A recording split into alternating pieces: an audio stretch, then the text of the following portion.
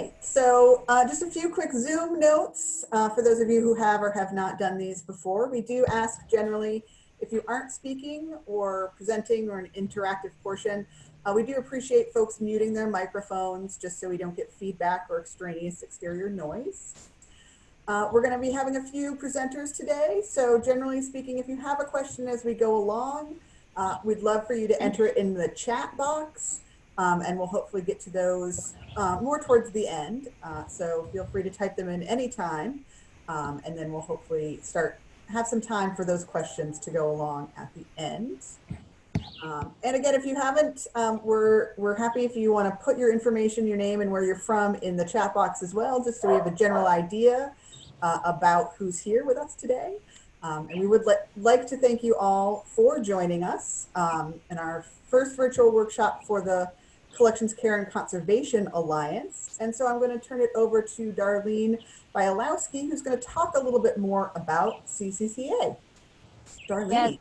Good morning. Thank you, Eileen, and good morning, everyone, and thank you for joining us for our inaugural workshop. Thank you also to Eileen and the Vermont Historical Society for co-sponsoring this with the Collections Care and Conservation Alliance and for hosting us on Zoom. And as Eileen said, my name is Darlene Bialowski, and I am a contract museum registrar and a fine and decorative arts appraiser. I live in Southwest New Hampshire, but my clients, do I hear some extraneous noise? I don't think that's on my end. Okay, that seems to be a little better. I'm a contract museum registrar and a fine and decorative arts appraiser. I live in Southwest New Hampshire, but my clients include museums, historical societies, cultural organizations, artists, private collectors located throughout the country.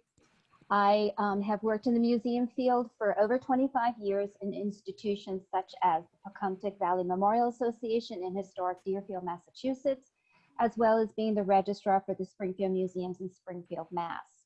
I serve on the board of Red Arch Cultural Heritage Law and Policy Research. I'm a co-founder of the Appraisers Alliance of New England and president of the Collections Care and Conservation Alliance. The Collections Care and Conservation Alliance was formally recognized as a registered Vermont nonprofit last year. Our board is comprised of archivists, museum professionals, and conservators who live in Vermont, Eastern New York, and Western New Hampshire.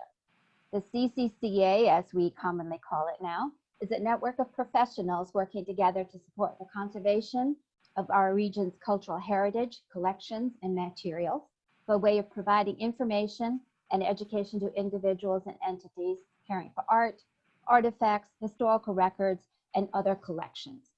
And as a network of conservation and conservation and preservation professionals, we work with cultural institutions, artists, private collectors, municipalities to help improve collections care. So I've posted in the chat box our website address. Please visit it. We would love to have you subscribe to upcoming events and news. So just look at the bottom of every page on the website and you'll see a little button that asks you to subscribe. And that way you'll get updated news. The tentative dates we have planned for the future will be confirmed, and we'll be posting that on the website, as well as giving you news through any of the subscriptions. We're finalizing our membership details, and those materials will be posted on the website very soon as well. So periodically check it. Earlier this year, we had planned events, including this workshop, which was originally intended to be held as an in-person event. But with COVID, of course, everything got rescheduled. So we are planning events for each of our membership categories. And if you're eligible to become a professional affiliate member, we have tentatively scheduled for July 29 as our first Conversations with Colleagues networking opportunity, which will be held at Emerald Lake State Park on the 29th, and that's located in Dorset, Vermont. A second conversation will be held October 15 at the Norwich Historical Society in Norwich, Vermont. And a third event will be scheduled for the northern part of Vermont sometime in the spring of 2021. We'll also be organizing other events and other workshops for all of our categories, so please be sure to watch out for those. And again, these are tentative dates that I've mentioned, so watch for confirmations in your emails or check the website as well. And I encourage you to take membership in the CCCA. I think you will find it of benefit depending upon what the work is that you're doing.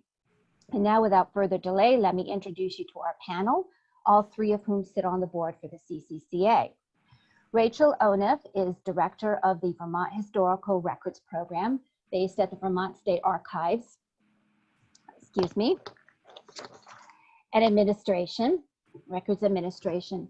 In this role, she offers technical assistance to cultural heritage repositories throughout the site not enough coffee this morning. In this role, she offers technical assistance to cultural heritage repositories throughout site visits and reports, workshops and trainings, and serves as an ongoing resource. In addition to the Collections Care and Conservation Alliance, she's an active member in the Vermont Arts and Culture Disaster Resilience Network, commonly known as VACDARN. Prior to her current position, she served as ruling archivist for the Commonwealth of Massachusetts and director of archives for the Historical Society of Pennsylvania. She taught as an adjunct for Simmons College School of Library and Information Science and worked as an independent consultant for many years. Also joining us is Carolyn Friese, who received her MA in paper conservation from Camberwell College of Arts in London, England in 2000. She established Works on Paper, LLC, a private practice conservation studio in Southern Vermont in 2008, and specializes in conservation of artistic and historic works on paper, wallpaper, and photographs. Prior to entering private practice, Carolyn worked as an associate paper conservator at the Northeast Document Conservation Center and Tate Britain. She has been a professional associate of the American Institute for Conservation since 2007 and one of the Vermont members of the AIC National Heritage Responders since 2011.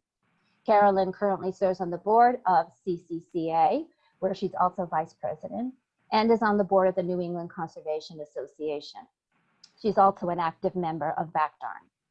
And we also have Erica Donis, a graduate of the Winter Program in Early American Culture, has more than 20 years experience working with museums, archives, historical societies, and historic sites as an employee and consultant. She's based in Burlington and currently serves as Special Collections Director for Champlain College and manages a consulting practice specializing in curatorial, collections management, and exhibition projects. She's also on the board of the CCCA and serves as its secretary. So without further ado, let me turn the program over to Rachel. Thank you so much, Darlene, and good morning, everyone. Wonderful to see both familiar names and faces and new ones. So I'm thrilled to be speaking with you all this morning, and excited too because this is a bit of an experiment. This is the CCCA's first virtual workshop, and Carolyn and I are going to tag team a little bit here and see if it can seem like a natural flowing conversation a little bit. And we'll encourage you not necessarily to jump in with questions now, but to wait until we've kind of gone over the nuts and bolts of mold and what it is and why we should be concerned about it. And then Erica is going to kind of bring all that together by talking about some of her lived experience with mold. And then at that point, we think we should have time for your questions, for you to share your experiences with us, and have a broader conversation. But as Eileen said, don't hesitate to type your question into the chat. We also will be able, I think, to let you unmute yourself and speak your question if it's too much to be, if like me, you can't listen to a presentation and type in a chat box at the same time. So either way should work just fine.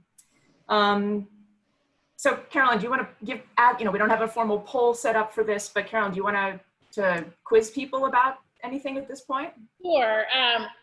So what we were thinking you could do is maybe give a raise of hands if you have ever encountered mold in your collections or your building or even in your personal life. It's sort of like the time is upon us now for it to start happening, especially as we have these temperature swings and a lot of dew and moisture at night. I'm definitely starting to pay more attention to it. I live in a historic stone schoolhouse, so we are constantly fighting moisture there at home. I'm in my studio today, which is climate controlled, which is, I always appreciate being here in the summer, but hopefully this is not something you've all experienced, but there's a good chance you have in some way. And I think, we've been especially concerned as COVID-19 has made a lot of buildings and museums be closed or have a lot less frequent habitation, that we're a little extra concerned this year is as that people get back into their buildings, they really need to be aware of how to check and make sure they don't have a mold outbreak that's about to occur or is in process.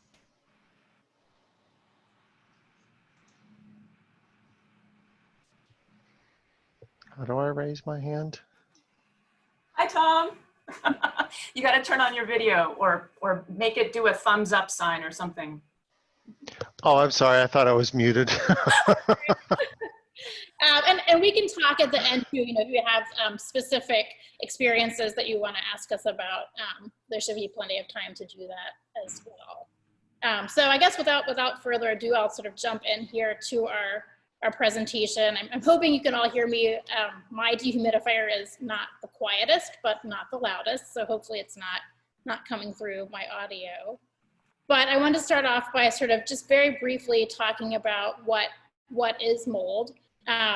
So mold is part of the kingdom fungi, which includes yeast, mushrooms, and filamentous fungi. What we tend to encounter most in historic collections and buildings is, of course, the filamentous fungi. Hopefully we don't have any mushrooms growing, but you might encounter them in a really damp basement on some wood, but hopefully not. So mold is the common word for the group of filamentous fungi that grow in indoor and outdoor environments. Not picky.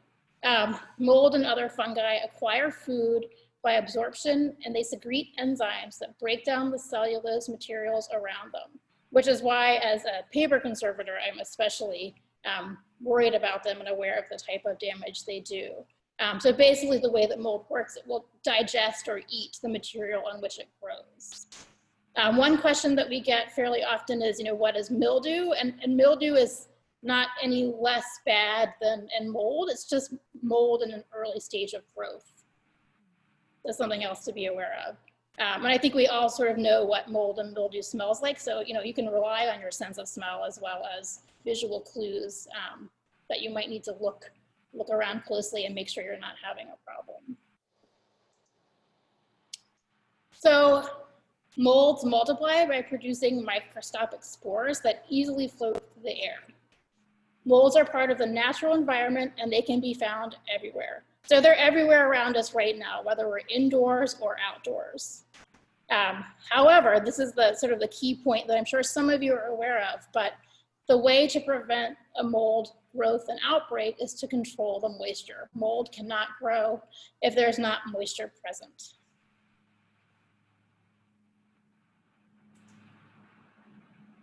So Rachel and I thought it would also be useful to just sort of touch base on what is not mold, because I get a lot of clients who call me and say, oh, I have something moldy, I want to bring it in, and then I have to give them a whole procedure on how to bring moldy objects into my studio so that I don't get potential contamination. And some of the times what the client thinks is mold is actually something else. I would say the most common material that shows up on a lot of paper items that people sometimes mistake as mold is foxing.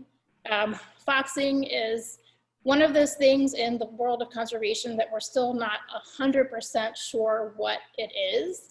It's kind of been categorized into two types of staining. The simplest one to understand is that when paper was made, there's metal used in that process. So sometimes in the paper making process, little tiny flecks of metal from the machinery or the screens do break off and deposit into the paper fibers. So what happens when metal is exposed to moisture? It rusts. So sometimes the foxing is what we call metal-induced foxing, and you can often find a little tiny speck of metal in the center of the circular stain. The other time, the type of foxing that I think is really probably more common based on my experience is the one, it's related to moisture. It's not active mold though. And these are sort of the soft, fuzzy, rusty orange brown circular stains. And I sort of like what AIC has to say, that's the American Institute of Conservation.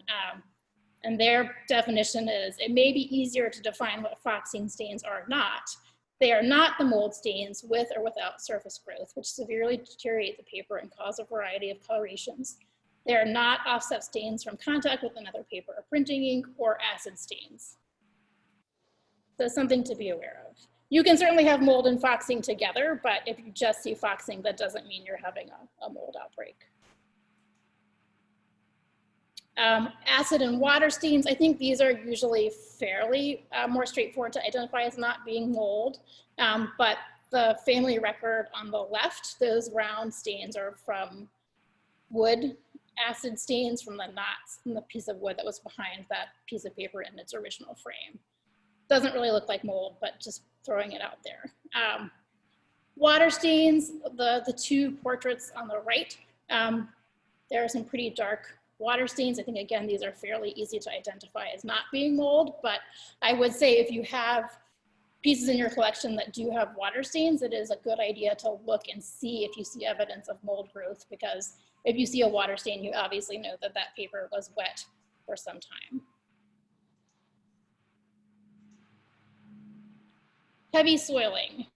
This can sometimes be harder to rule out, but oftentimes if you know the history of the piece, that can help you, identify that what you're looking at is some really serious dirt and grime.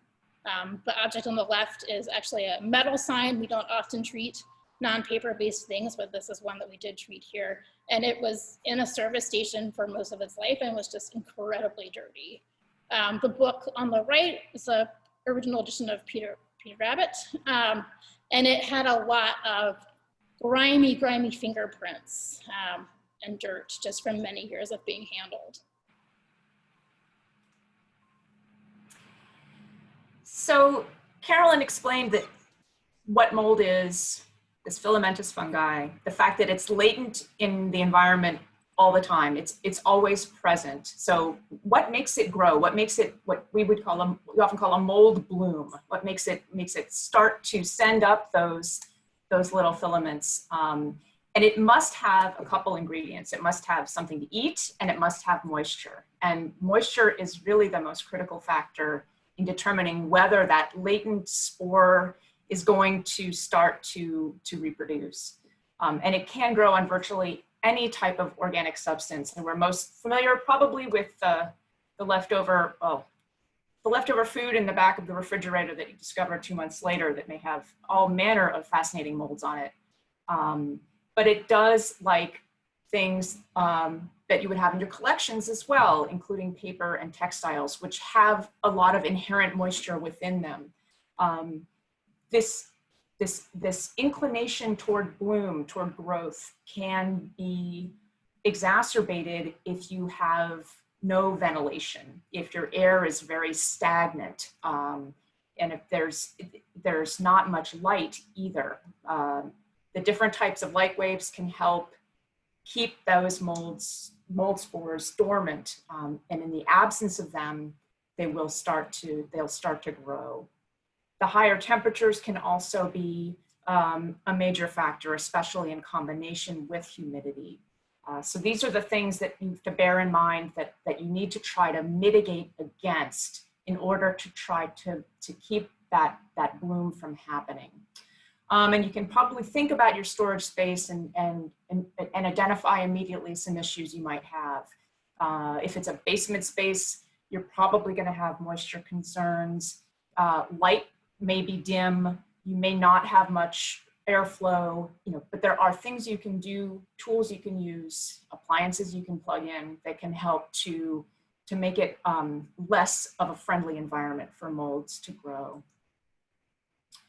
And one thing that's often stressed is the environmental factors it doesn't take very much time for them to trigger a mold bloom. So some say 48 hours or 72 hours at the right temperature and humidity levels, you could start to have quite a widespread impact. And sometimes things will happen throughout a collection area. Sometimes it'll be just at the point where there was, say, a leak or other literally water introduced to the space. It could be that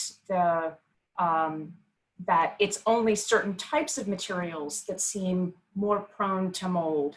one thing that I've noticed in my own experience, and Carolyn, I don't know if you can speak to this as a conservator, but black buckram for some reason would seem to be one of the surface areas that I would first see mold appearing on. And once I knew that, that would be what I would check in a certain collection storage area where I knew I had mold issues, is I would go check the black buckram bindings. And if I saw some growth on them, I would know that I needed to up my game. I needed to start doing more to try to mitigate against that growth. Yeah, I would say that's definitely true. The one thing I've also really noticed as a paper conservator, that mold really loves pastel. I think that there is something in the binding medium that it doesn't take a lot of moisture to activate the mold growth. And as you can imagine, trying to remove powdery mold from powdery pastel is very challenging, and sometimes we can do it and sometimes we cannot, but that also seems to be a real indicator. What was that word you just used? Interfeeder? Indicator. Right. Got it. Yeah. And another thing that I will be honest and say that I did have a slight mold outbreak last year at home in my closet. So exactly those conditions Rachel just mentioned. It's dark. There was no air circulation because I kept the doors closed so I didn't have to see my stuff. And it happened in the fall when there was a series of really big temperature swings.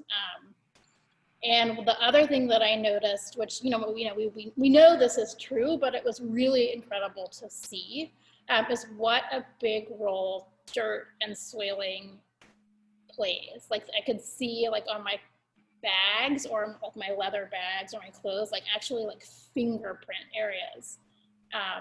Or if I had hung something up that I hadn't washed yet, or that needed dry cleaning, it was incredible. So that, I think, that's something that I think is important to bear in mind, that one of the really big reasons for having good housekeeping practices in your museums and collections is to help prevent providing a food source for mold. Yeah, you're reminding me, Carolyn, I was telling you yesterday about that Death to PowerPoint t-shirt that I made for myself for my graduation from library school back in the 90s when PowerPoint was not the beautiful thing you're seeing today.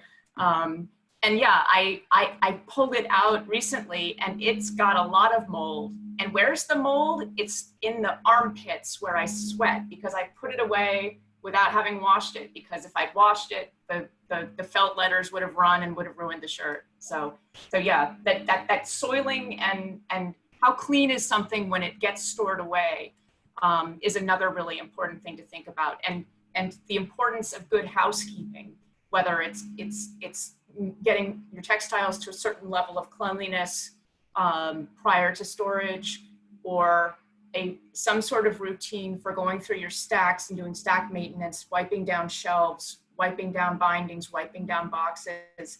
That's all going to help, again, make it a less inviting environment for the molds. Right. So, I can do and just say it's another good reason. Now we're all very hyper aware of washing our hands, but it's another really compelling reason to make sure, if you're handling collections, I won't go into gloves versus not gloves right now, but if you are handling things with your bare hands or you have researchers or staff, again, it was really incredible to see what a difference dirty touch surfaces played in encouraging mold growth. So another reason to make sure your hands are clean. Mm-hmm. Yeah, no, people are often the worst enemy of collections, but another important thing to consider is kind of your biggest collections envelope is your building. And in addition to making sure the room in which your collection material has a certain level of cleanliness, making sure that your building envelope is not compromised, that it's stable, that there aren't leaks, that everything is sealed, but that there is good airflow. That's all important as well. One thing that I've seen a lot too is it's not just necessarily things that leak, but condensation on pipes. And I've seen that in many different institutions where I've worked and where I've roved to and done site visits, where either it's insulated and the insulation it's an insulated pipe and the insulation is now covered in mold, or it's not an insulated pipe and the water that's condensating around the pipe is dripping, and putting that water into that air, into that environment. So a lot of careful observation and knowing your space can also be helpful. And keeping a log of known issues that ideally is passed down through the ages, so you can see what might have been a problem in that space 20 years ago. And then someone in the future can see that in 2020, what kind of an event you might have had to encounter in there. So keeping good records can also be useful. And then once you've identified a problem, of course, if you have the means, doing what you can to try to mitigate it.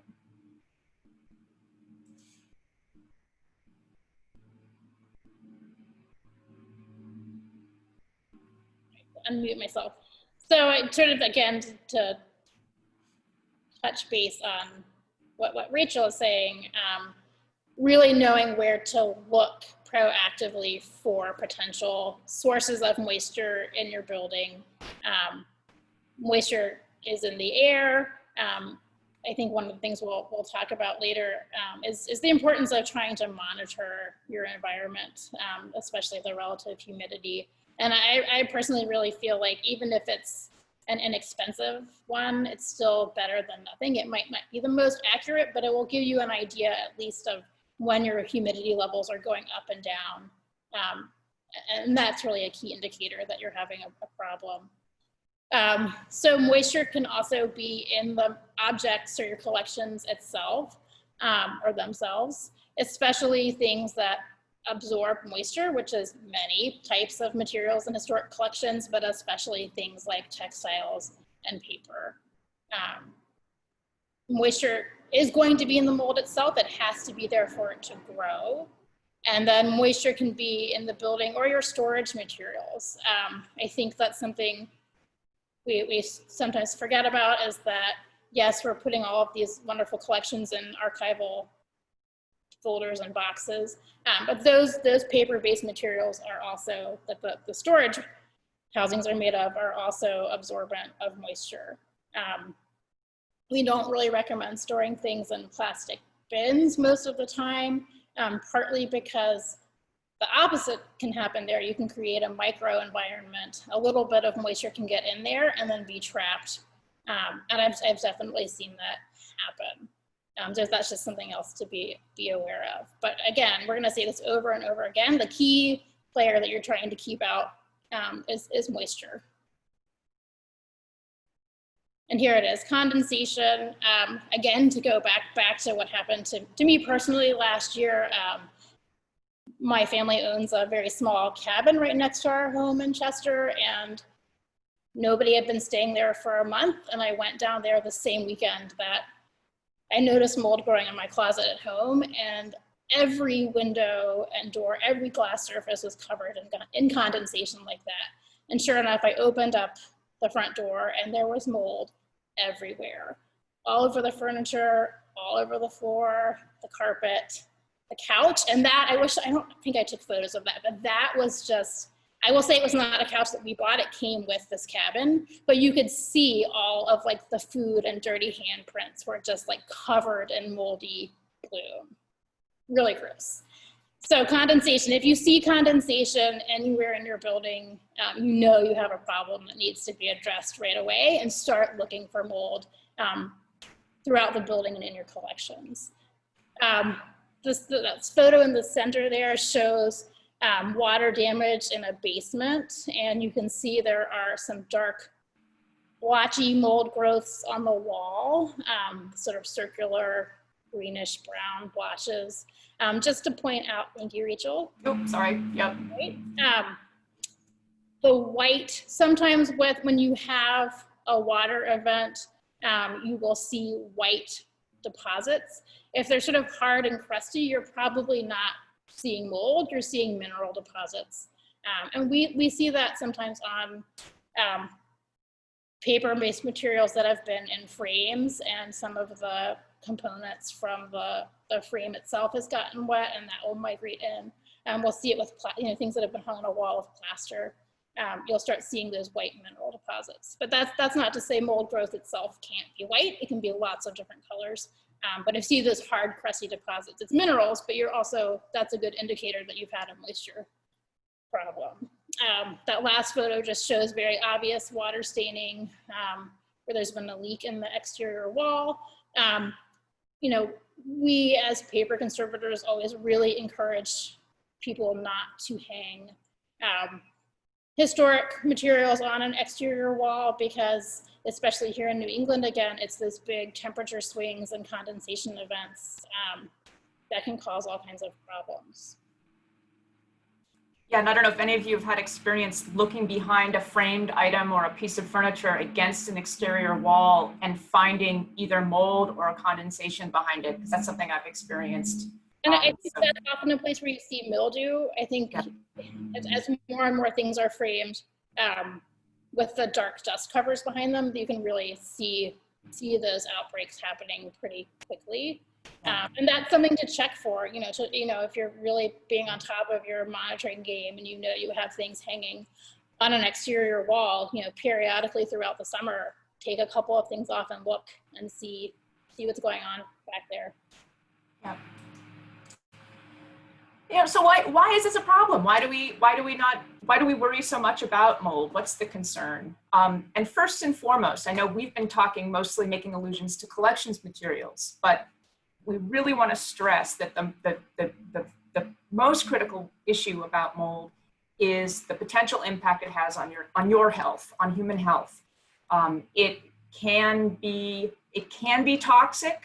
In my experience, the types of molds that tend to grow on collections have not been toxic, but that's not to say that sometimes they could be, or that the molds that might be inhabiting your building could be, we've heard of black molds that could have a really serious impact.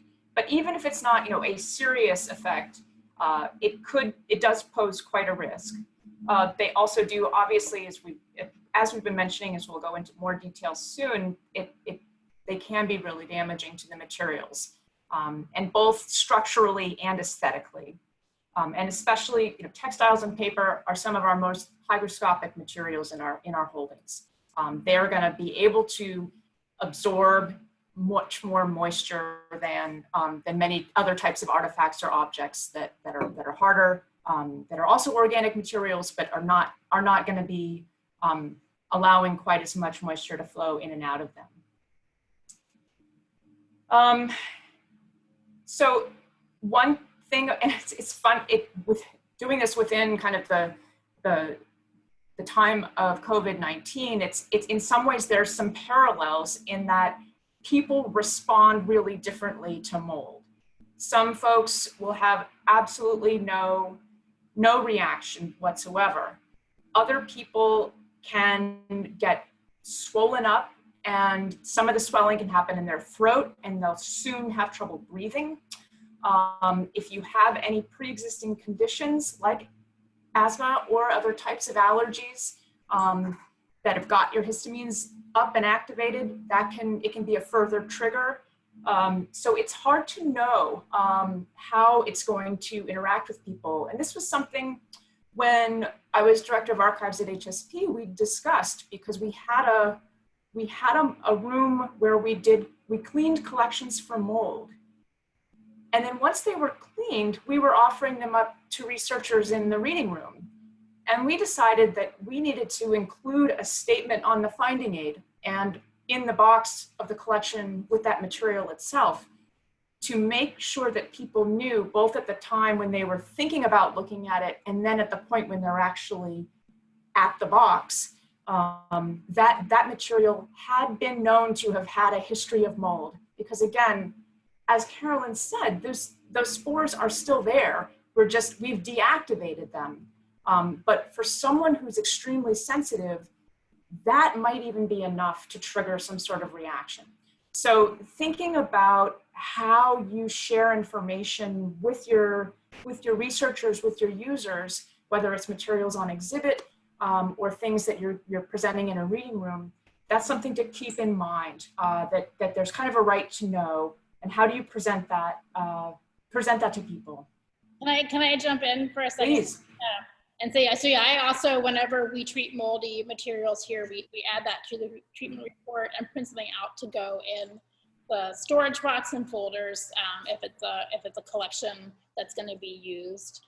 But the other thing I've noticed and that I would also caution is that, you know, there are some historic buildings here, small house museums, otherwise, where I've worked, that they have had known mold problems throughout their collections and within the building. And I've also encouraged those clients to have a notice out for visitors to know that ahead of time before they set foot in the building. Because as Rachel was saying, you know, some people are not bothered by it at all, and some people are incredibly reactive to it.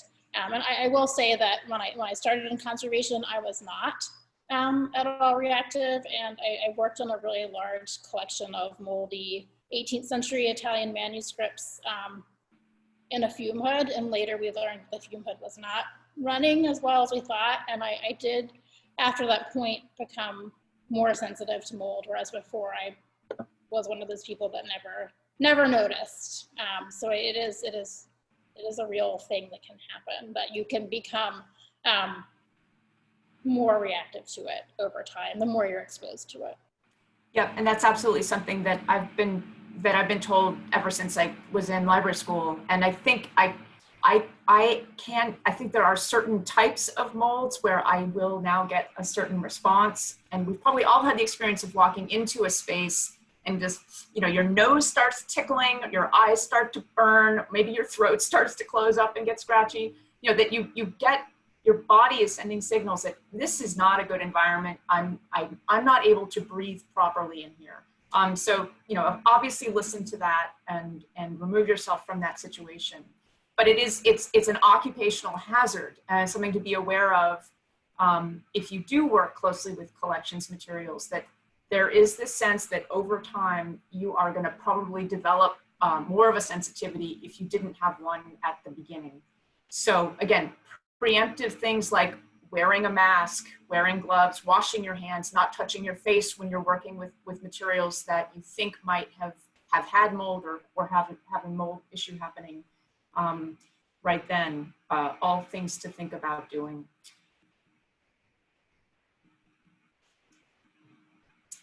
As I said, yeah, PPEs, we now are much more savvy about these than we were a few months ago.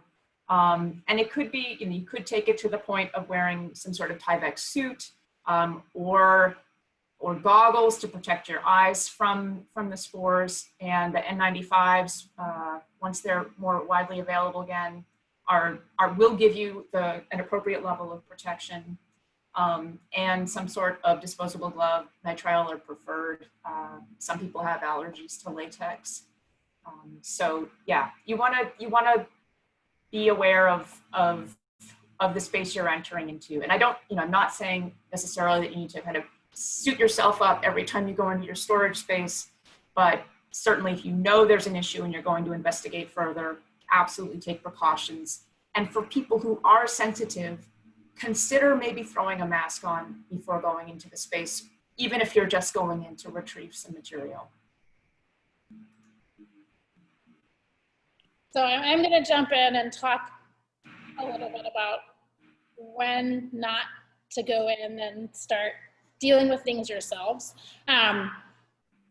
If you get into your building and you notice something that even remotely looks like that, or you see mold growth across collection or on the walls, that's when you want to back yourself out of that space.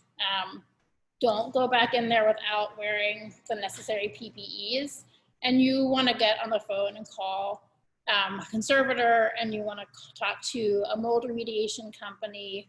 Depending on the size and type of event, you might also end up working with a disaster recovery company like Belfour.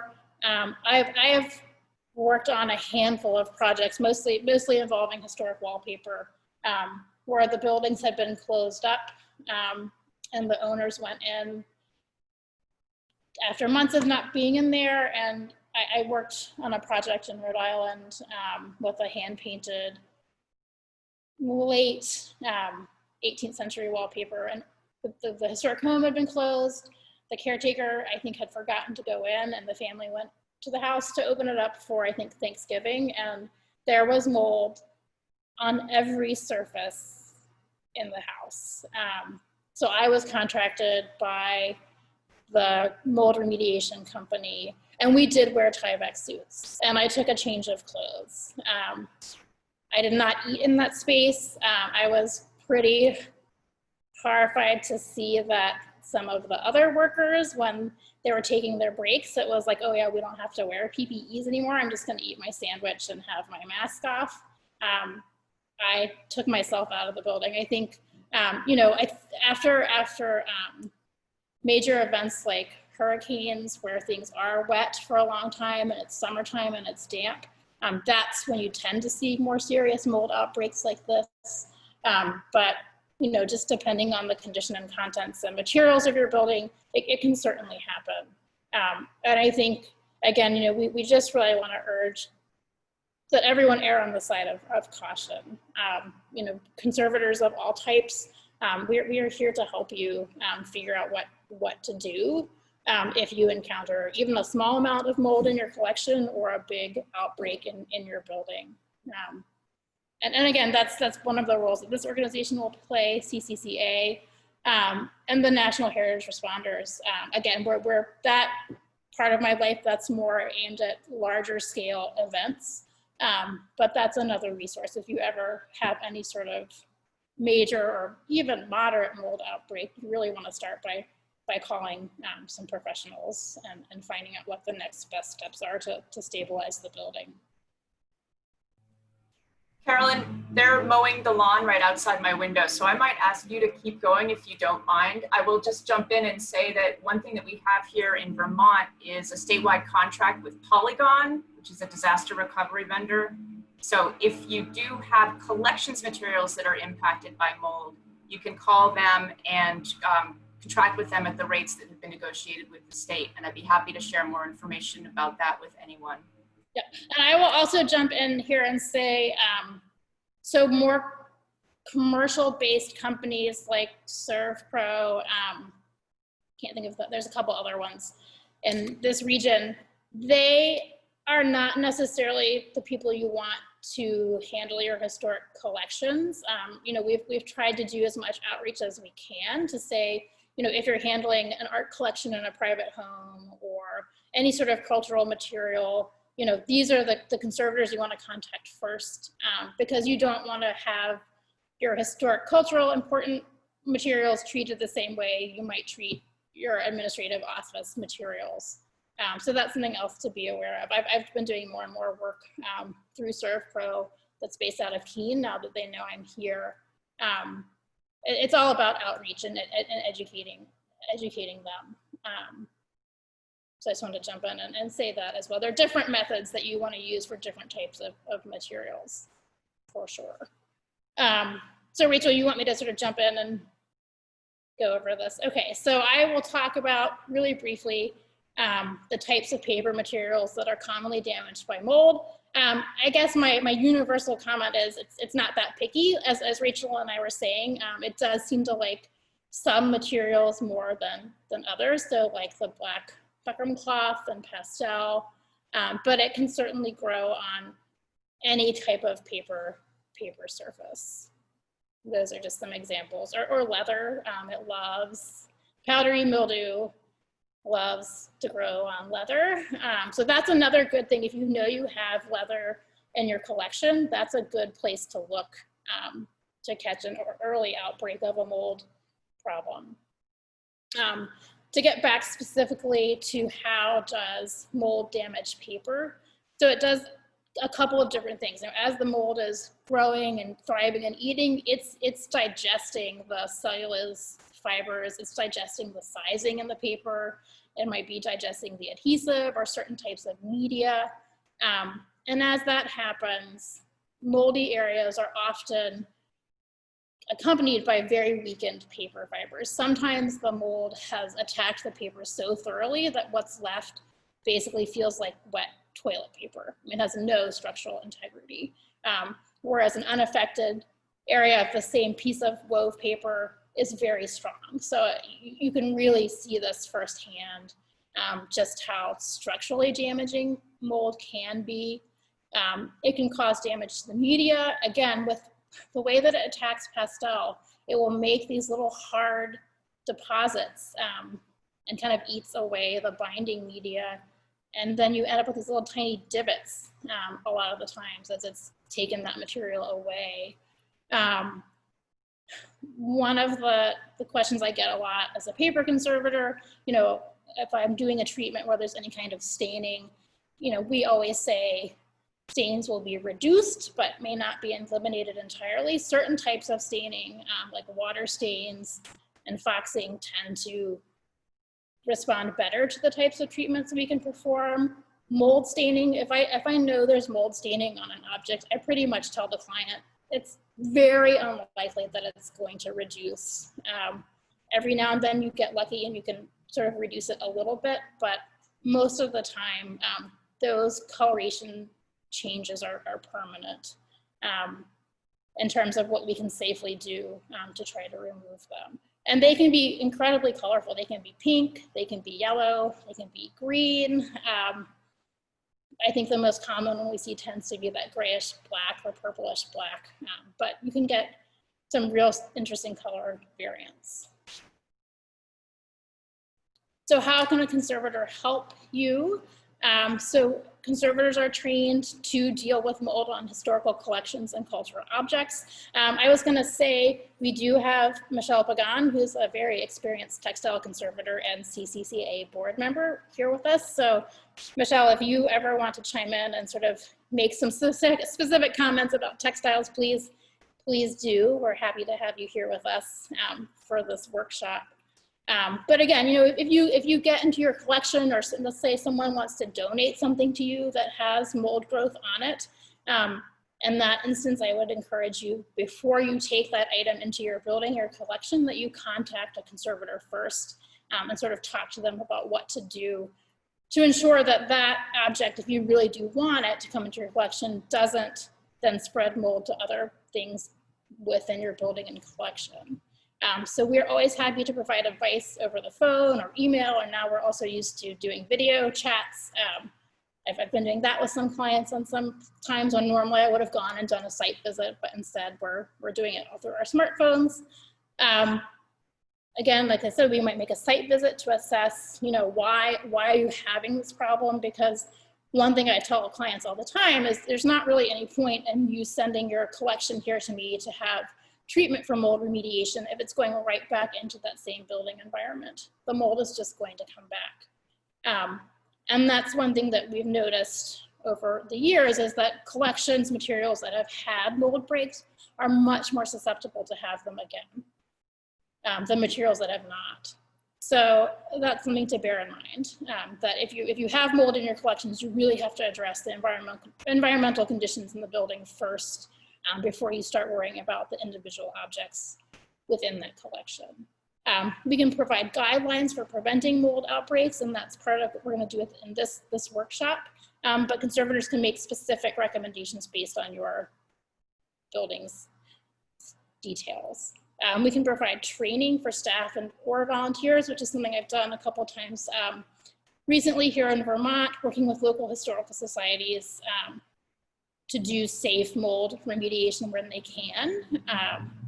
We can also perform conservation treatments to address mold damage to collections. So how do we remove mold from the paper? Well, sometimes we feel like we can remove most of it. Sometimes we feel like we can't really remove any of it with certain types of pastel. So we look at what the object is itself in terms of what the materials are, and assess how much or how little mold remediation treatment we can do. Usually the first step, when we can, is to make sure that everything is completely dried out. We don't want to be working on damp materials for several reasons. One, the mold is still actively growing there. And also you can't effectively remove damp, spongy mold spores. They have to be totally dry to have any chance of really removing them as much as you can from the surface of the object. So once we know that everything is dry, then we would ideally start by vacuuming all of the surfaces of the object using a soft brush and a HEPA filtered vacuum so that we're not just sending mold spores through the air in our space. And we also use a, there's a regulated suction. You can't use too much suction, obviously. So it's something that usually is best left to a trained conservator, but certainly, that's one of the things I've taught in workshops is how, if you have a large collection of moldy books, that might be a case where a conservator can come in and train your staff on how to deal with that safely themselves in terms of safety for them and also safety for the collection. To really feel as good as we can about reducing fungal growth, the best treatment when you can do it safely and not damage the object is to do a treatment that involves alcohol.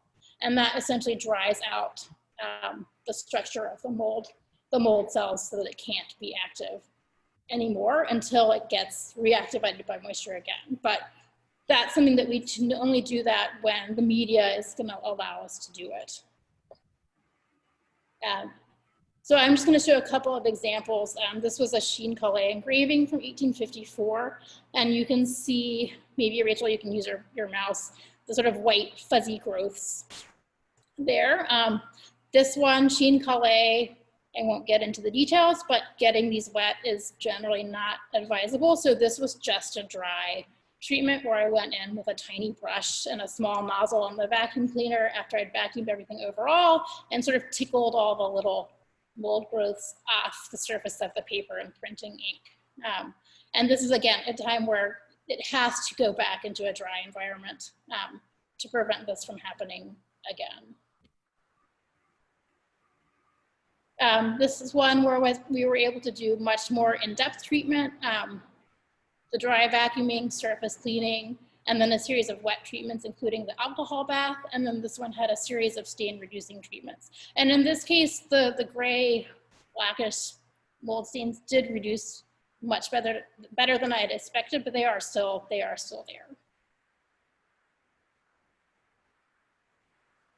And then this is a good example. I'm sort of showing you how these dark brown black mold stains didn't reduce at all. And this is sort of more typical of what we would expect to see in terms of stain treatment on most paper-based collections once you have those really dark mold stains.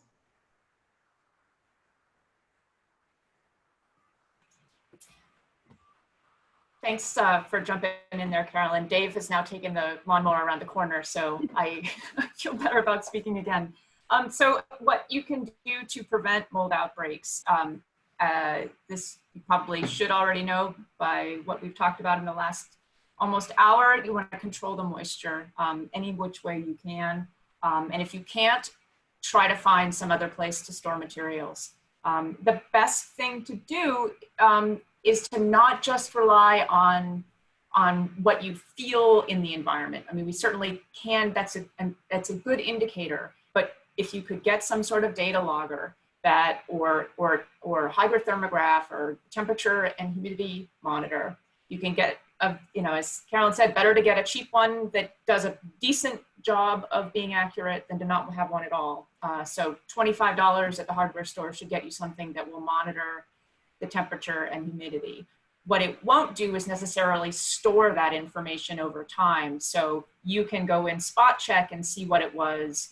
And if it does have the capability of recording what the maximum and the minimum numbers were, you can see what the range was, but you won't necessarily be able to graph what that fluctuation has been over time. Data loggers will do that. And there's many different types, and many of them are designed to work with complementary software that when you upload your data, it will do some analysis for you. The one I'm most familiar with is the Image Permanence Institute's eClimate Notebook, which is available for free if you're only looking at 2 or 3 data sets at a time. And it will do a lot of crunching for you about not only of the numbers of your data from the logger, but also kind of assessing what the risks are for your collections for different types of materials. So that can be really helpful, both for the information it gives you as someone who's responsible for materials. It also can provide very exciting looking graphics. I did one environmental assessment for Hampshire College down in Massachusetts, and they had one storage space where the mold risk was this really terrifying looking red line going up off the graph. So that's something that then the collections person can take to administration, or take, and maybe in your case, to the board, and say, look, we've got a real problem here that we need to address. And it's not just me telling you that I go to work and I'm getting all sweaty. It's data, and it's about not you and how you're feeling, but it's about the environment your collections are being exposed to, and what the experts say is going to happen if that exposure continues. Can I jump in and add? Yeah. So I'm still using another relatively inexpensive data logger is the Hobo Onset. Mm-hmm. And that's what I use here, and they cost around $120. So you don't have to make a huge financial investment, and that does track the data. I can download it all. Some of them now do it all wirelessly. There's a lot of good options, but just to piggyback on what Rachel was saying, when you have that data, it can also really make you a much more successful grant applicant. As a grant reviewer for IMLS and NEH, we really are much more likely to approve an application if we can see that the institution is at least tracking what is going on environmentally. And if they know they have a problem, they have some plans in place on how to address it. Because again, there's not a whole lot of point of sending things out for conservation treatment if it's going back into a potentially damaging environment. So it's good for grant applications. Yeah, and I'll also say that I'm stealing an idea from Massachusetts, where they've had a long time a free environmental monitoring program through the Massachusetts Board of Library Commissioners. So in the latest grant I wrote to NHPRC, one of the funders of the VHRP, the Vermont Historical Records Program, I asked for money for data loggers with the intent of then starting a program in Vermont where you could, at St. Albans, Alex and Lisa, ask for some monitors to be put into your storage spaces. We leave them there for several months. Ideally, you do a year so you can see what a whole calendar year, since our seasons are so different here, but at least for a few months, and then do some analysis and provide you with a report. So that's a program. I'm hoping that there'll be funding for the equipment that we can then use for many years to come in the future here. Desired relative humidity, 35 to 60%. Rule of thumb is if it's over 60 for any length of time, you have increased the chances of having a mold bloom. And that's gonna, again, depend on some of those other factors like airflow, like temperature, like light level. And temps, 50 to 75. Again, this is where the desire to mitigate against the possibility of mold can come into tension with sustainability, energy costs, all sorts of other really valid concerns for your repository. So I'll just say that colder is always better for materials, as long as it doesn't get so cold that it makes the humidity level rise. So colder will slow down all sorts of deterioration, as well as the possibility of mold growth, as long as that relative humidity can stay below the desired range, or within the desired range, not go above it. And you want, as Carolyn's been saying, spot check. Try to learn what your canaries are in your coal mine, so you know what to look for. Use your senses. Look at your data if you are doing some monitoring. And another important area to think about is, what do you do when new things come into the collection? Of course, this is important not just for mold. This is important for all sorts of pests, other types of issues that you may unwittingly be bringing in with new materials. So some sort of quarantine space, so you can, till you have a chance to thoroughly screen and make sure that there's no mold coming in, can be good as well. And rethink, if you can, where you're storing materials, if they are in chronically damp spaces right now. And if you don't have the ability to move them, absolutely start monitoring that environment, so you have some numbers to use to try to get some leverage for building a case for why things do need to be moved.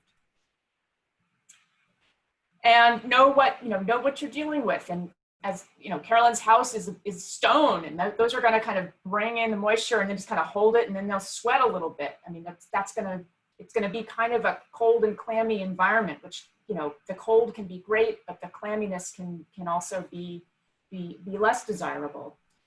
And see what your options are. Is it feasible for you to run a dehumidifier, or is the fire risk too great of having an appliance running? Can you run it while you're there? Who's going to be emptying the water? I mean, that can become I've been at some places where that's the obstacle, is that there's either no one who's strong enough to empty that water bucket, if it's not one that's got the ability to go directly out a drain, or it becomes a chore that no one wants to do. So what are you able to do as a person or as a group of people who are caring for materials? And yeah, if there's some sealing that can be done around your windows to keep the condensation out, that would be good to do. You know, any of these signs of moisture incursions into your space are indicators that there's some sort of vulnerability that you could try to address. And sometimes it's, you know, a little bit of caulk can go a really long way. So that's it for us. Thank you for your time and attention. We're going to turn it over to Erica. Don't hesitate to be in touch with us. Hopefully you have our info. The slides will be available, the recording's available, and we'll be around. I'm going to stop the share now and hope that Erica can pick it up. And I'm going to take a peek at the chat.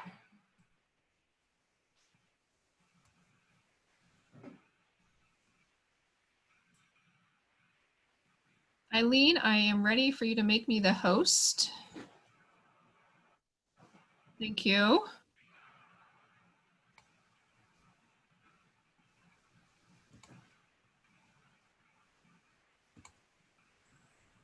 I think Michelle was trying to talk. Michelle, you were on mute.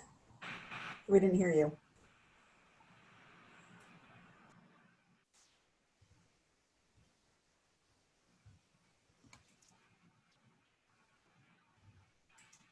Unmute. Okay, can you hear me now? Yes. Go ahead, Michelle. Can you hear me now? Yes, go ahead. I'm unmuted. Okay, all right, I can see you, Erica. Okay, I just wanted to throw this in, if it'll be helpful. As somebody, I think Rachel mentioned, I'm in the middle, or I'm a textile conservator here in East Dorset, and I'm in the middle of a mold bloom right now because the weather just changed. And we went from this really dry period, you know, which I think most of us experience statewide, right? Suddenly the weather has changed, and here in East Dorset anyway, we're getting rain almost every day. And so I've had a mold bloom on an antique dress form that I have in-house right now. The job was to work on the dress, to get the dress ready to go on exhibit, but they also had an antique dress form. And so I grabbed that too. As I was leaving the site with the dress, I also snagged the dress form. Well, guess what? The dress form is made of paper mache. And so, as was just mentioned, you know, the materials themselves absorb and hold moisture. And so this antique dress form has taken on enough moisture here with the change in humidity that we've just experienced that I've got a mold bloom going on right now. And I'll be taking care of it exactly as was just outlined in the series of slides here. So, you know, not to panic, But I'm monitoring the temp on RH in my workroom every day, and sure enough, it just went above 60% RH, and that's why I've got this bloom going on. So everything you heard so far today is exactly true. You could take it to the bank. Thank you. Thanks, Michelle. So I am rounding out our presentation with a bit of a case study from my work as the Special Collections Director at Champlain College. Knock on wood, I have not had a major mold outbreak, but I definitely have the environment that is at risk for it.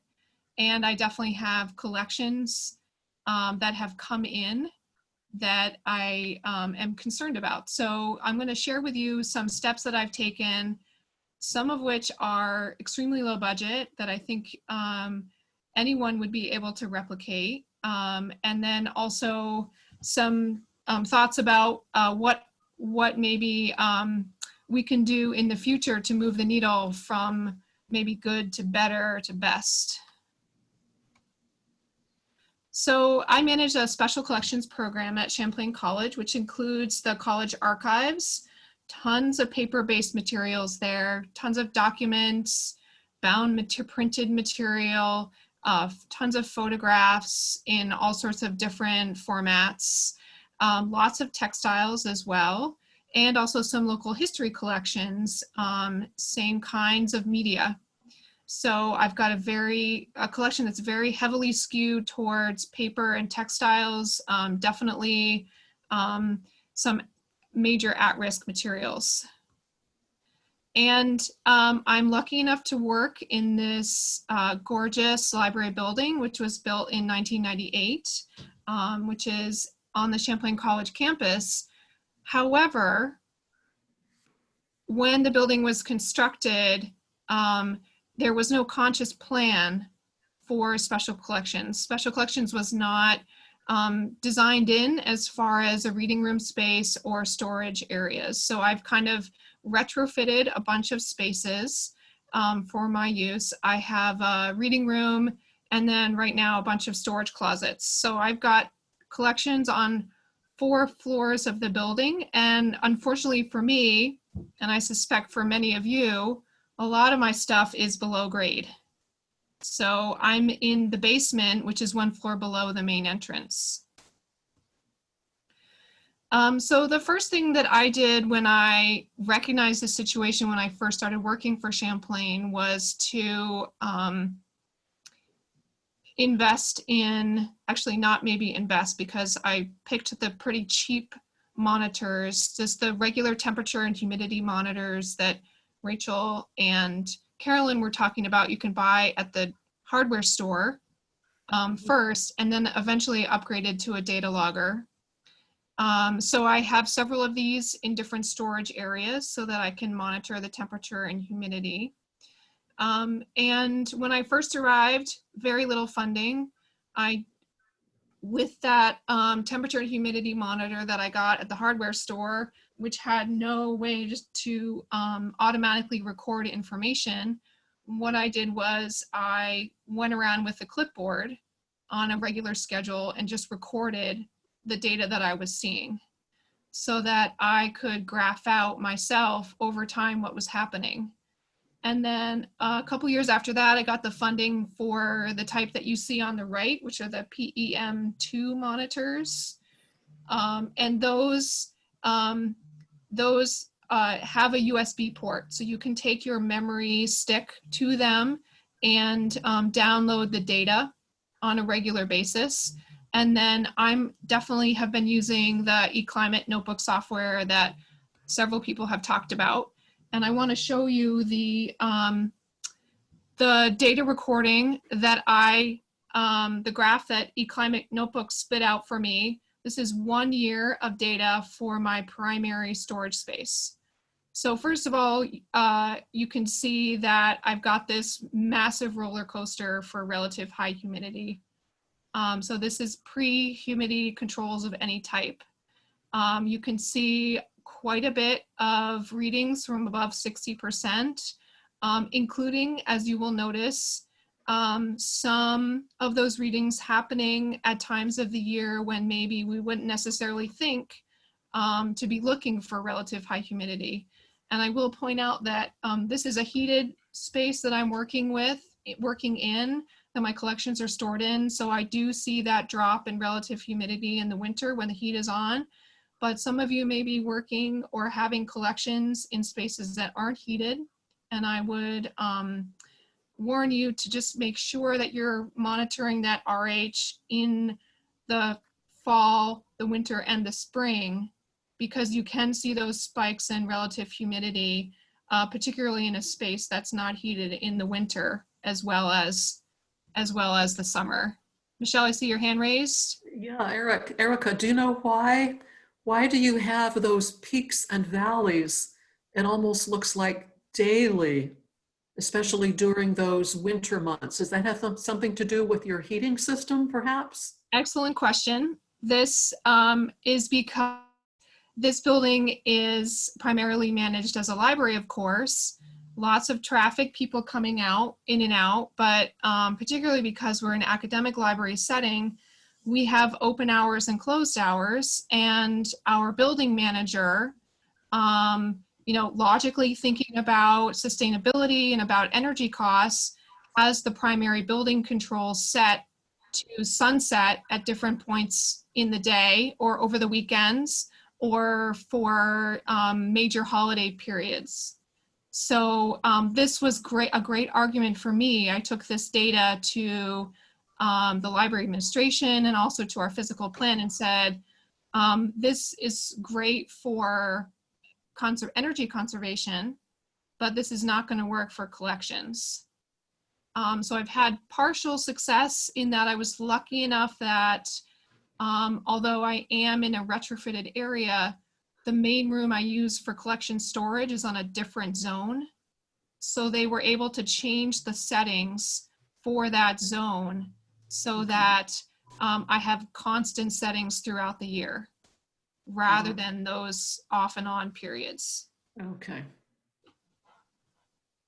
Can I jump in and add one thing too, real quickly? Of course. So one thing that I personally encountered as COVID started shutting down places like universities and libraries was that boards and decision makers were doing just that. They thought, oh, this is a great chance. We can save money by, setting the air conditioning set point much higher than usual. And we have been telling people, yeah, that's just going to save you some money, but you're really endangering what special collections you have in that building. And dealing with a mold outbreak is going to be way more expensive than keeping your environment set at a reasonable point. So I think if you're in an institution where people are proposing that, you need to at least try to make that argument. Mold remediation can be enormously expensive. And once you have mold in your building and your collections, you're always going to have to be worried about it in the future.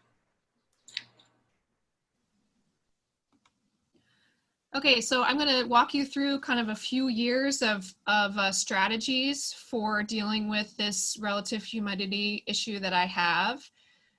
This was the cheapest and the one that I was able to get, implemented the quickest as well. So I just went to the hardware store, I bought a bunch of box fans and I put them on those timers that you get for, vacation timers if you're leaving your house and you want to have a couple of lights go on and off, or you have holiday lights on that you want on a schedule. Very out of the box solution. So these are set up just to keep the air moving. And they're also great long-term now that I have other strategies in place, which I'll talk about, just to have these stashed away in case we have a small or large water event. So now I've got a bunch of box fans in reserve. This was my next strategy. I was able to convince people to buy $400 portable dehumidifier. I was very concerned about making sure that it could be drained because I didn't want to have to worry about managing emptying that full bucket, knowing I'm a one-person shop. That was going to be me going in on the weekends and holidays to deal with that. And also, I was worried about the peaks and valleys that I would create if the unit automatically shut off because the bucket was full on a Saturday and I got there on a Monday. I was gonna, see that RH go up again in the meantime. So this was my portable dehumidifier unit. This is a little bit nicer than the kinds that you buy at Home Depot. It's designed for industrial use, so it's a little bit more durable and more energy efficient. It is super loud though. So I found myself having to shut it off if I had a patron appointment or a class coming into the reading room, or even if I needed to take a phone call. I had to shut it off because there was so much white noise from it. So a couple other points about this. The photo on the right where you can see the whole machine, you'll notice that I kind of jerry-rigged a little baffle there on the top because the only place to put it in the room where we could set up the drain was directly below the indicator panel for the HVAC on the wall above. So I didn't want the exhaust from this unit tripping and creating a false reading for the HVAC system for the room. Also, and then on the left, you can see that small flexible drain hose going into the wall. I was able to have our physical plant team thread this through the wall and drain into an adjacent area. This was a better solution, but definitely not perfect. This unit started getting old a couple years after I had it. And then I walked in one day and found a nice puddle of water on the floor. And I wasn't quite sure how long it had been there because it had been a couple days since I'd been in the space. And so we brought in a wet dry vac and the box fans came back out to try to dry out that carpet so we didn't have mold in the carpet, and also bring that RH back down. With this history, I was able to eventually advocate for a hardwired dehumidifier unit that's actually embedded in the ceiling above my reading room. So this is so much better. It was not cheap. This unit was about, I think it was about $3,500 for the actual unit. But this is an industrial unit that also is more energy efficient than some of the other models that you can buy. So it took a couple years of advocating and realizing that, the RH was somewhat better with the Band-Aid solutions that I had before, but I was able to get this unit. But still, I guess the main message I wanted to give you is that this definitely still requires regular monitoring. So in addition to that hardwired dehumidifier unit, I have a separate data logger in the room so that I can compare the readings from one to another and make sure that what I'm seeing on the display for that dehumidifier is actually accurate. It also requires regular monitoring because whenever there's a minor power event, it trips the circuit. So then I have to call physical plant to have the unit turn back on. So without my kind of fly in the ointment advocacy, this would be something that wouldn't be anyone's top priority except for me. So I want to segue into a couple of solutions I've come up with for enclosed storage areas. This is the closet. This is a door leading to a closet that I use as a storage area. And I actually had ventilation grates cut into the door at the top and the bottom so that the dehumidification happening in the main part of the room reached the collections that were stored in that closet. So that seems to have been working pretty well. Okay, sorry, my slides are a little out of order. back to dehumidifiers and still needing close monitoring. I want to make a pitch also for water alarms for portable units. If you have a small dehumidifier sitting on the floor in your space, a water alarm can really provide an extra level of monitoring in case of a leakage. They are fairly inexpensive. I think you can get them from a bunch of different suppliers for maybe 50 bucks. And they sound similar to a smoke detector. So they set off a really high-pitched sound, and they work really well. Excuse me, advocacy with building managers. I referenced needing to go and have a conversation about making sure that my space had constant temperature and humidity control rather than the energy efficient settings for the rest of the building. There is definitely a lot of education involved with the larger team of people who are extremely capable and do a great job with managing our campus in general, but didn't have the specialized knowledge about collections that I was able to educate them about.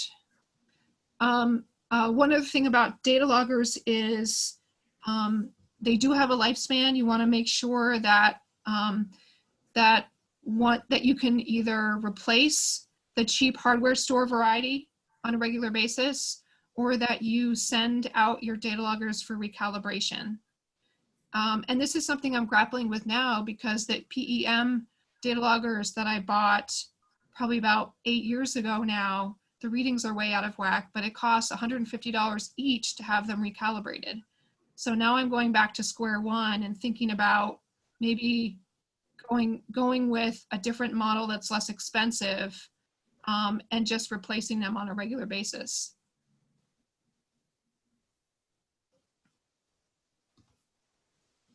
Okay, a couple more examples here of enclosed storage and display areas. I bet a lot of us have these storage units where we have like glassed in shelving like this, or even your run-of-the-mill display case that you might have in your historical society or a museum.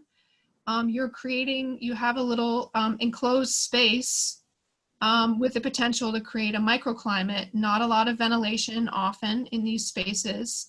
And with the still air and ambient temperature and relative humidity in your area, there's maybe even a higher risk for a mold outbreak to occur in these enclosed spaces. So a couple of options here to try to help with that situation. You can get packs of desiccant pretty inexpensively. You can either get individual packs like the picture on the left that are one-time use only, and put them maybe one on each shelf, hide them in the back behind your collections items if you don't want them to show. Or you can get a canister type with a separate silica product, desiccant product that you can recondition. So it changes color over time. It lets you know when it's time to remove it and recondition it by either baking it in the oven or microwaving it. I don't have experience with this type personally, so if anyone has questions about that, hopefully somebody else who's joining us today can offer some thoughts about that.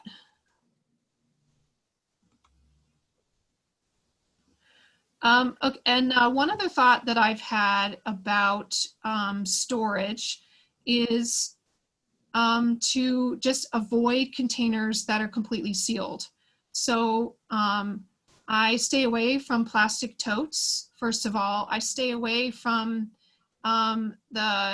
you can get, I think they're called Coroplast, correct me if I'm wrong. It's like a plastic material that's corrugated like cardboard, but it's a plastic base. You can get those in various sizes from archival suppliers. And they are water resistant. They do a good job of keeping water out, but they do create a really tight seal within their container space.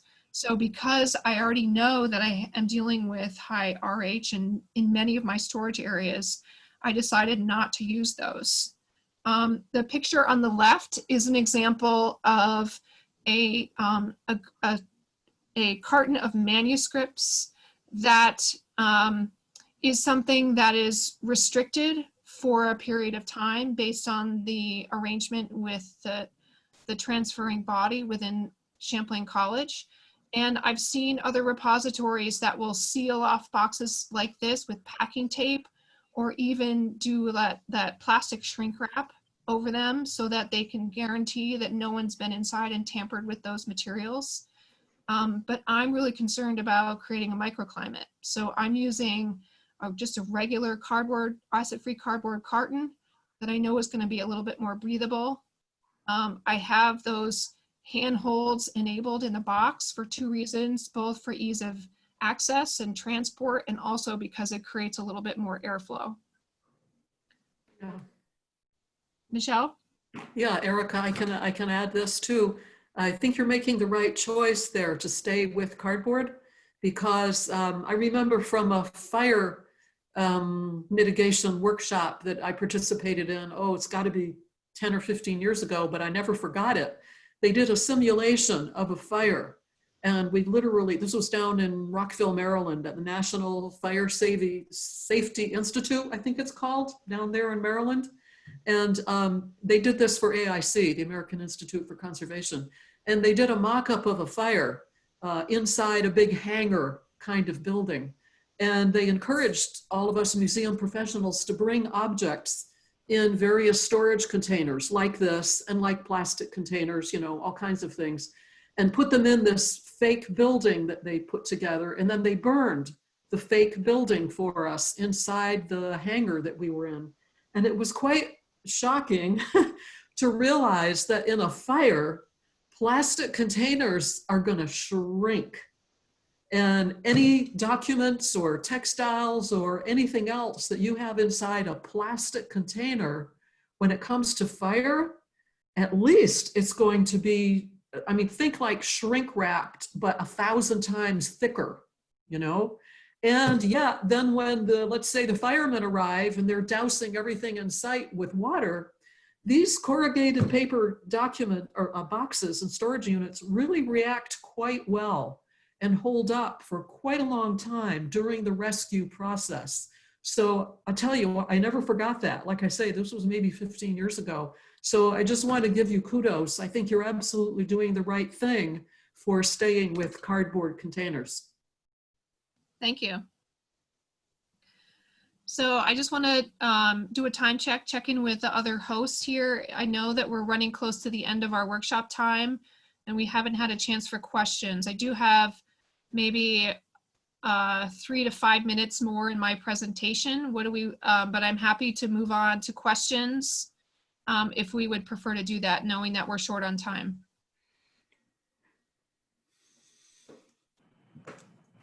I say please keep going, Erica. Okay, sounds good. So we've already mentioned, Rachel and Carolyn already mentioned strategies or the need to strategize for materials coming into your collection. And I want to share with you a case study about that and what I have done. So what you're looking at is a closet. So this is my quarantine closet. So I have one space set aside for incoming things that I want to monitor for mold or pests before I introduce them into another collections area and start processing them and potentially releasing the mold or the pests into the larger collections environment. So this is just a small sample of a huge trove of filing cabinets that were in another building on the Champlain College campus. So this was a historic building on our campus that had been occupied as an office for several different departments for about 30 years. And what they had done with all of their old files is put them in filing cabinets in the basement of this building. And this is a perennially wet basement. Prior to my arrival, apparently, anecdotally, I've heard that there were a couple of minor floods in this basement. So when I arrived on the scene, somebody said, oh, you should go check out this basement because it's got 30 filing cabinets full of all these old records.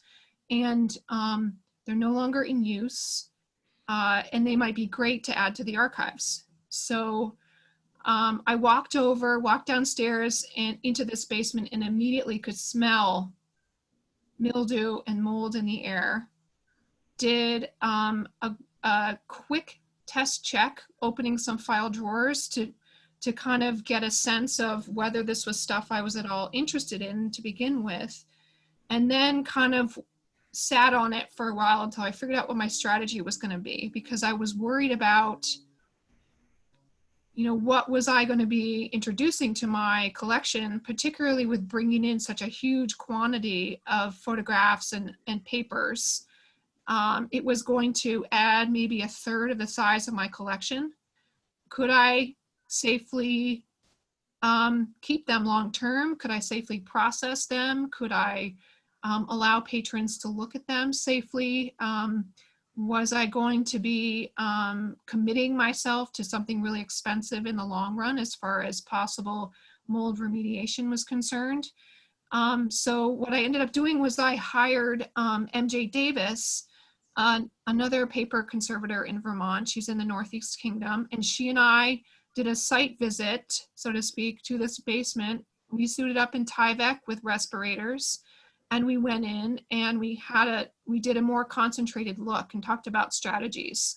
So it turns out in my case, I was pretty lucky in that everything that I wanted was enclosed within a filing cabinet. So in that sheltered items from the worst of the humidity, and most of the photographs in this group of material had already been sleeved in plastic. So that while that might not be the best strategy long-term in ideal museum and archives collections, it actually worked to my advantage here because it protected them from mold growing directly on the surface, and it allowed me to have something I could easily clean off. So working with MJ, we came up with a game plan. She did a little training, and then that was about 5 years ago. And so as I have time and space, I have been transferring file drawers out of that basement, obviously prioritizing the materials I was most interested in. And then they sit in this closet for a month or so, and then I take a look at them. Part of our strategy for the long term also is that this group of materials will always be segregated by itself. And hopefully that will mean in a different storage room, so that if they're, because I know that they're more susceptible to mold outbreaks in the future, I hopefully won't endanger other parts of the collection if I were to have a mold outbreak with these items.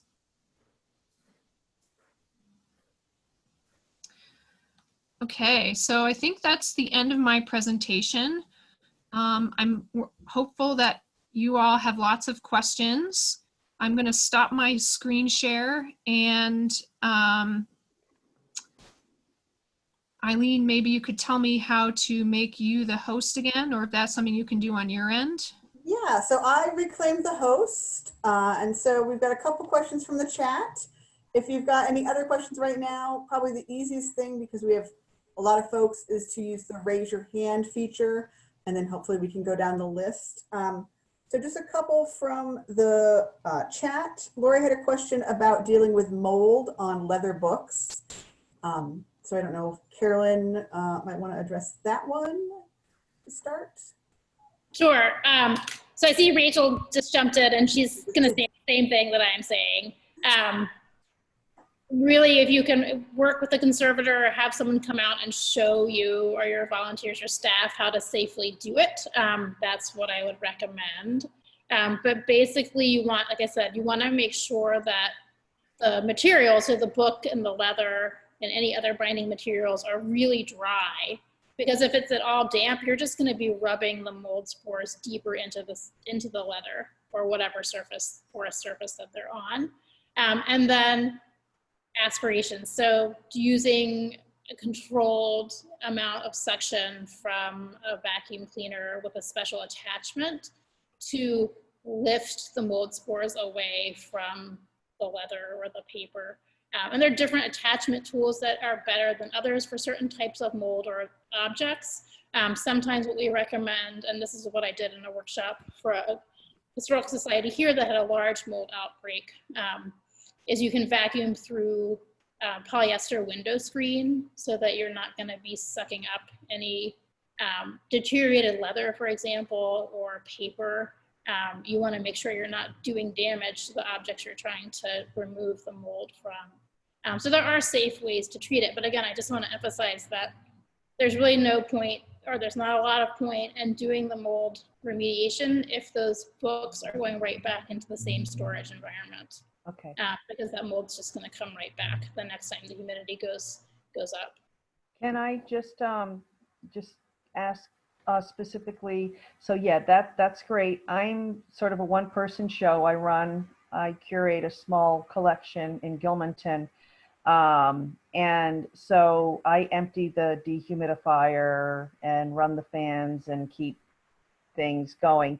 And the mold is mostly on the bookshelves. And of course, for people to access the books, you know, they're all stacked together. So it was really great to see the desiccant option.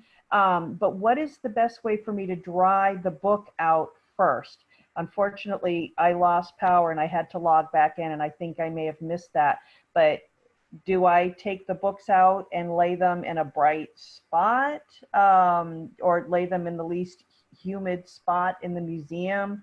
I mean, you know, what's the best way to dry them out before I vacuum them? So those are both good tactics. You want to make sure that they're secure. If no one's going to walk off with them, or if you're doing it. Yeah, we have an alarm system, and I'm the only one who goes in and out of the museum other than our officers. Recommend if you're doing any mold remediation treatment yourself, that you do it outside, because otherwise you're going to just be loosening up those mold spores and putting them right back into your building.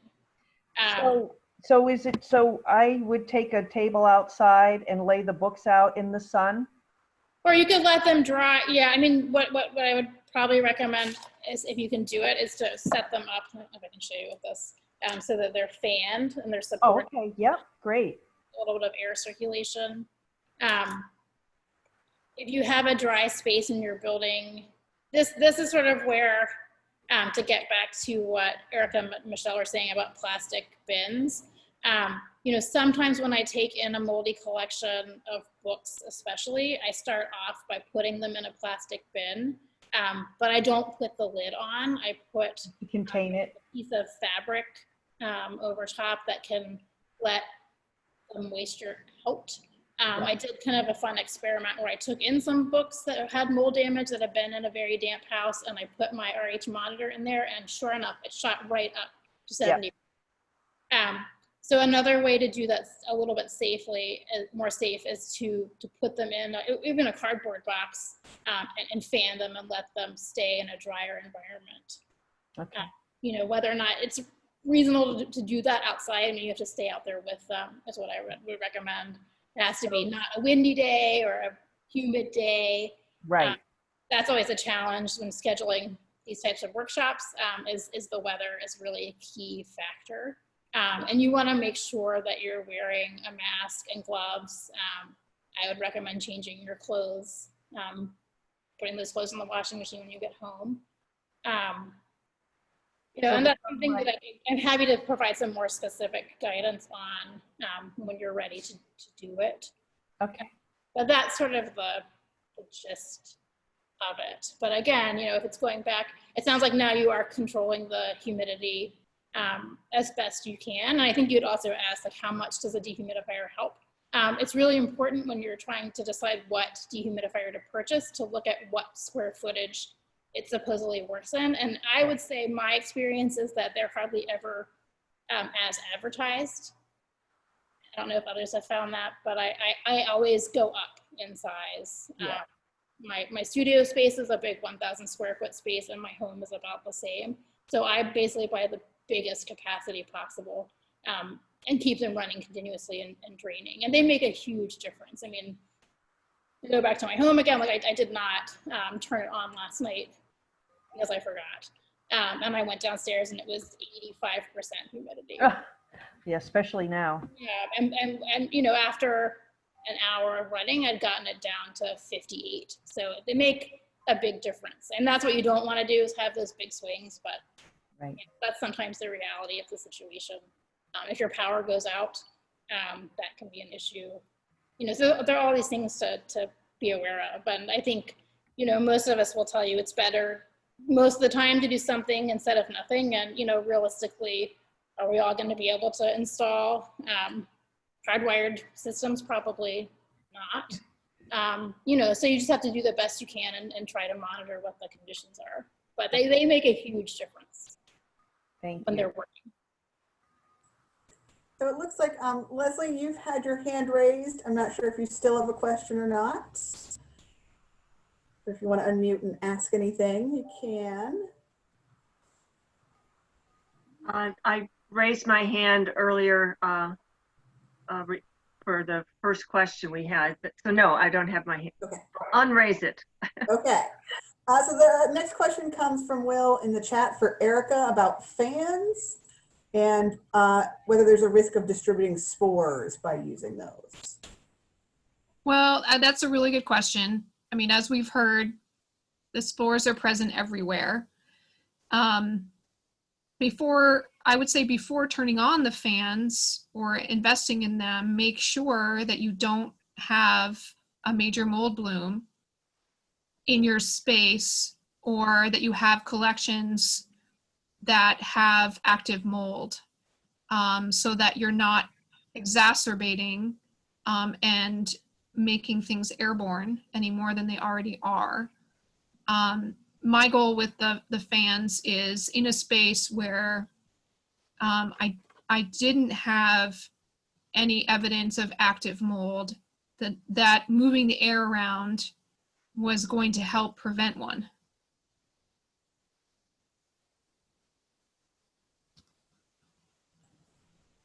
All right. Any other questions?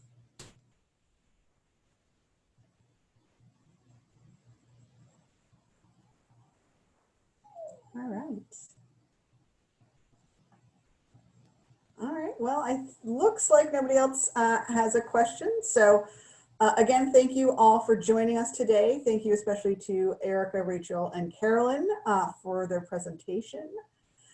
We will again be sending you guys a link, anybody who's registered, a link with a recording for this, probably later today if everything works out right.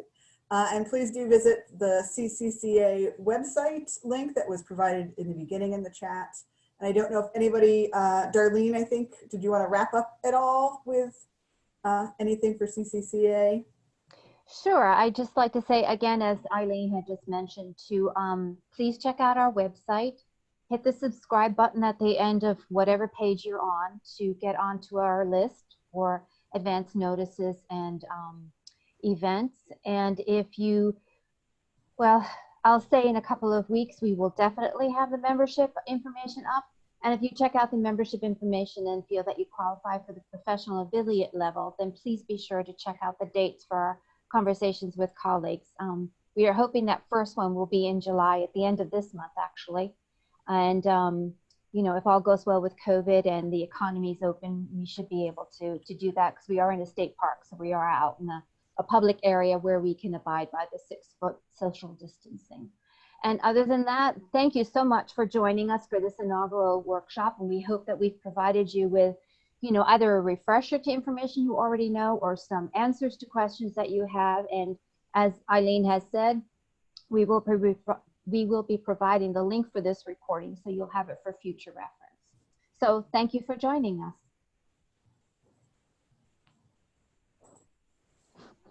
Bye-bye.